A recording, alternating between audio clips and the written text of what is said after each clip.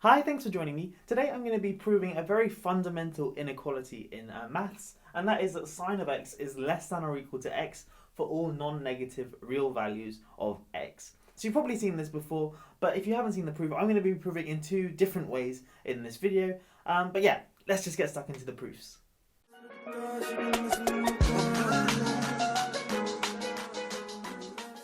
Okay, so let's get stuck into the first proof. We need to use a little theorem. It states that if f of t and g of t are functions, with f of t being less than or equal to g of t, and a and b, are real numbers, with a being less than or equal to b, then we must have that the integral from a to b of f of t dt is less than or equal to the integral from a to b of g of t dt. Now, we're not going to prove this theorem. To convince yourself that this is true, perhaps just draw some arbitrary functions f and g, where f is less than or equal to g, and you'll see that the area under the curve for f is less than or equal to the area under the curve for g. So then this theorem holds. But anyway, we're going to apply this theorem to prove that sine of x is less than or equal to x for non-negative x. So we're going to say let a equal 0, b equal x. So then this inequality here will be satisfied because we're assuming that x is a non-negative real, so b is going to be bigger than or equal to a. Okay, and now we're going to say let f of t, we're going to be equal to cosine of t now, not sine of t, and you'll see why in just a second. And g of t being equal to just the constant function 1. And the reason we have cosine of t is because we're going to integrate, and when we integrate cosine, we're going to get a sine popping out. Anyway, let's just plug everything into this line here.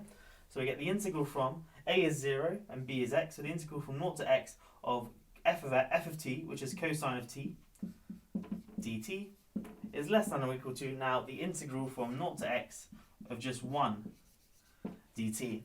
Now the integral of cosine is just sine, so the left hand side is sine of x minus sine of 0, and sine of 0 is just 0, so the left hand side is just sine of x, like so, and the right hand side is integral of 1 from 0 to x, which of course is just x.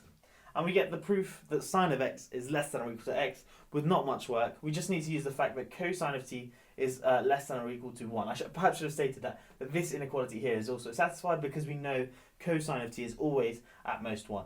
So that proves it one way. Let me clean up the whiteboard and I'll prove this inequality in a second way.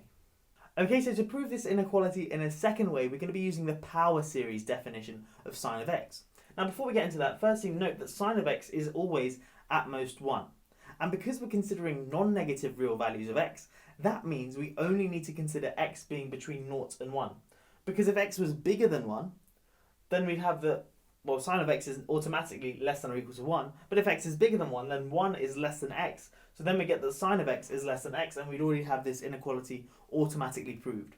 So we only need to consider x between 0 and 1.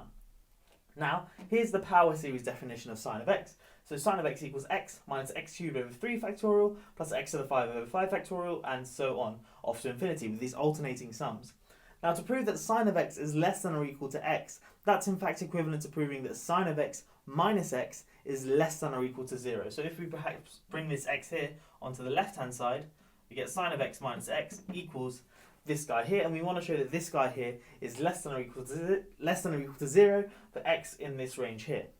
And how are we going to prove that? Well, because x is in this range here, 0 to 1, that in particular tells us that if n and m are integers, with n being less than m, then that means that x to the n is actually bigger or greater than or equal to x to the m.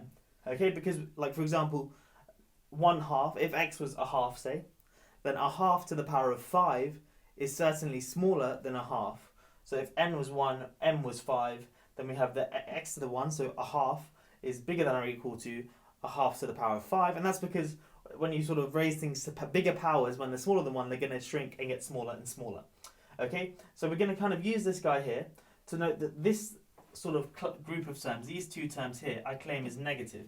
So if I just get rid of this, I claim that these two terms here are negative or non-positive. And let's see why. Well, using the fact that x is between 0 and 1 and kind of using that little statement there, we know that x to the 5 is less than or equal to x cubed because it's a number between 0 and 1 and we're shrinking it faster. Okay, so certainly if I divide both sides by 3 factorial, the inequality still holds true. But in fact, I can make this left-hand side even smaller by now dividing by something even bigger, because 5 factorial is a number that's bigger than 3 factorial. So if I'm dividing by a bigger number, this number is going to be even smaller than this number, and this number is automatically smaller than this number. So we get this is less than that. So then that tells me that if I bring this x cubed over 3 factorial onto this side, I then get that minus x cubed over 3 factorial is plus x to the 5 over 5 factorial is less than or equal to 0, which is what I claim. Okay, so I claim that these two terms here are less than or equal to 0, and that essentially just follows from this argument here. And using a very similar argument, you can actually show that these two terms, when you cluster them together, is going to be non-positive, so something less than or equal to 0. Less than or equal to 0. And then the next two terms will be less than or equal to 0. The next two terms will be less than or equal to 0, and so on and so forth. So essentially summing up a bunch of non-positive terms. So there's no possible way for the sum to be positive, and that tells us that sine x minus x is less than or equal to 0. QED. That proves our inequality that we wanted to prove.